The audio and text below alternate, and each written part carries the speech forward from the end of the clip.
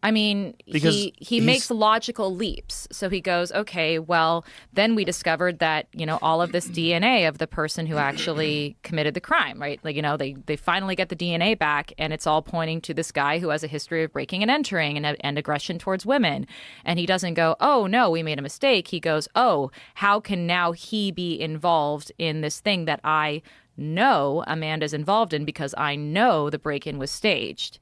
And so this is how a person with genuinely good intentions can have false beliefs that then logic from which one can logically derive an insane story that requires like him to now believe. Like, one of the things that I pointed out to him that just like drives me nuts that he continues to like somehow hang on to is this idea that I was in a threesome I was in a three-way relationship with my actual boyfriend Raffaele and this burglar Rudy Gaudet.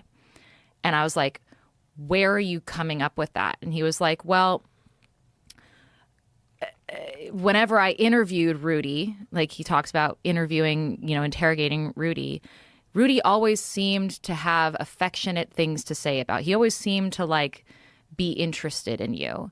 And from that, I can logically deduce that you guys had a relationship. And I was like, we like, I didn't even know his name. There's no record of us ever communicating with each other. No one ever like saw us hanging out with each other. Like, what are you talking about? And he's like, well, if he was involved in the crime and you're involved in the crime and he's sort of talking about, you in an affectionate way, then logically it makes sense that you were in this, three-way relationship with Raphael and Rudy. And I'm like, that's not true. And he's like, well, that's what made logical sense to me at the time.